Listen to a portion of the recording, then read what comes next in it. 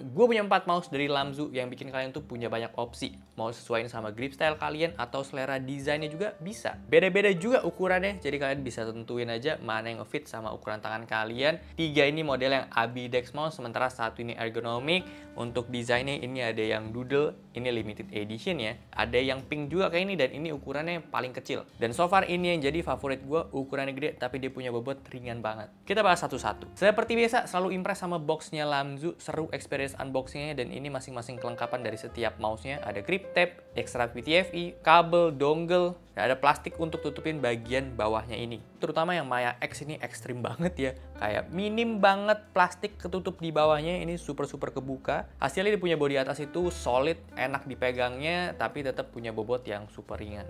Untuk yang Lamzu Maya X ini beratnya cuma di 47 gram aja, sama kayak yang Doodle juga, ini 47 gram. Lamzu Atlantis Mini ada di 51 gram, dan yang paling berat dari keempatnya itu adalah yang Thorn ini ya.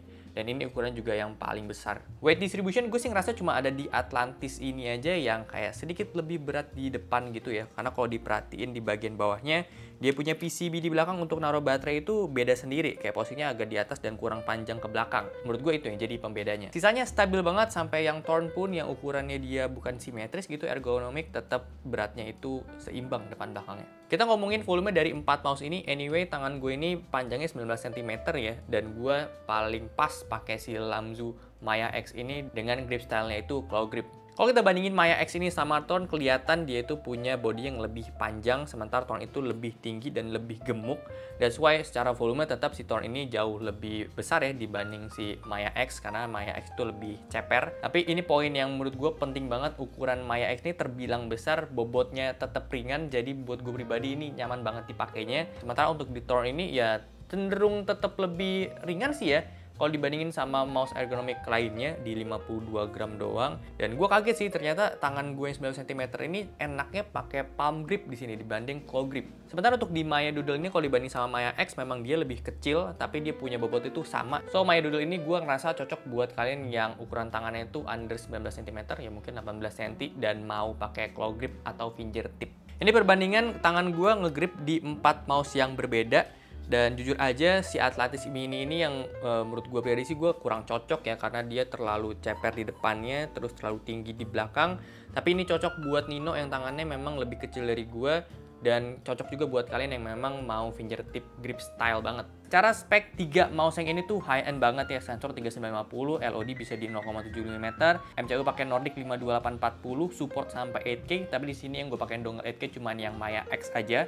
Sementara untuk Thorn masih pakai 3395, LOD-nya dia di 1 mm aja, tapi untuk MCU ini sama ya, pakai Nordic 52840, so dia juga support sampai 8K polling rate. Soal polling rate, again gue harus bilang ya, gue nggak bisa rasain perbedaan antara 4K dengan 8K, tapi ya pasti ada perbedaannya ya. Gue pribadi sih nggak ngerasain. Buat kalian-kalian tangannya emang dewa banget, mungkin ya bisa rasain akan hal itu.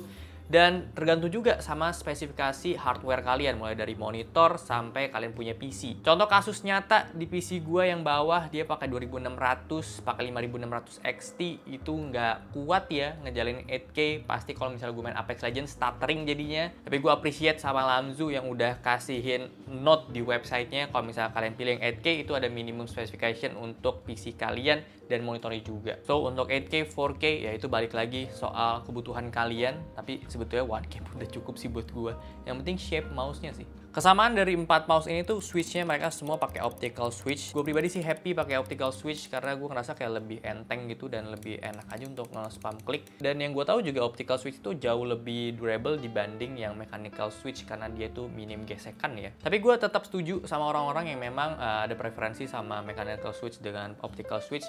Ya karena mechanical switch itu lebih kerasa aja ya, lebih satisfying ketika dikliknya gitu. Jadi ya kalau misalnya emang kalian lebih setuju sama mechanical sih ya gue sih nggak masalah juga ya. Tapi agak aneh sih gue nemuin perbedaan di Thorn dibanding yang 3 mouse lainnya, walaupun sama-sama pakai optical. Thorn ini rasanya tuh lebih berat, suara lebih deep, beda sama yang lain. Untuk encoder ini beda-beda ya.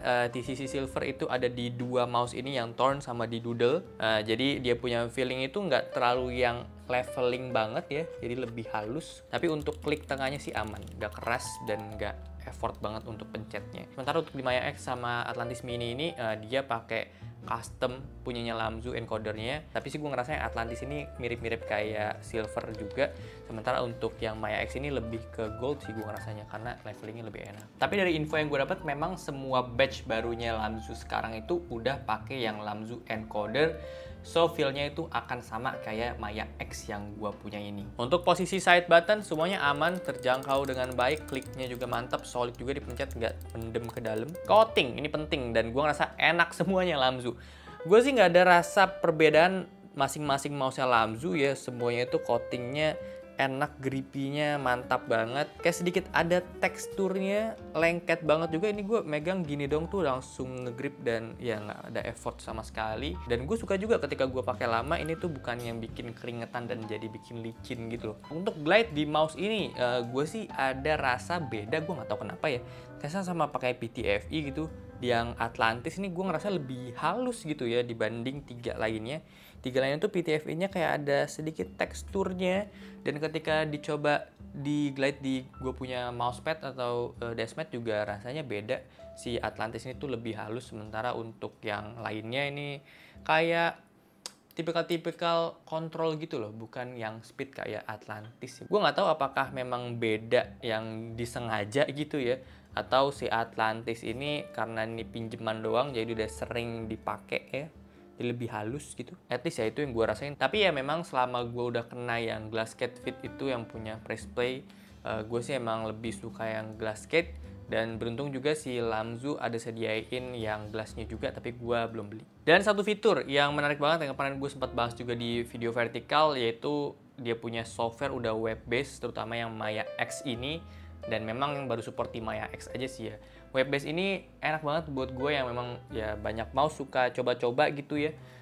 Jadi nggak perlu install, nggak perlu ribet. Itu kalau misalnya kita punya lihat aplikasi itu bukan driver mouse sama keyboard semuanya ya. Dan ditambah juga dia bisa wireless ya, nggak perlu dicolok kabel, udah bisa kebaca. Itu nice banget. Sementara untuk yang lainnya ini masih pakai aplikasi. Tor ini dia masih pakai Lamzu yang standar ya. Sementara ini tuh ada kristal, Lamzu kristal gitu namanya. Tapi sebenarnya isinya sih sama-sama aja ya pengaturannya. Lanjut soal baterai, ini hal yang gue sempet bingung gitu awalnya pas pakai si Maya X, karena setiap gue habis pakai terus gue tinggal semalaman, besoknya gue harus charge, padahal gue cuma pakai 2 jam doang untuk main game gitu. Itu nggak lama gitu loh.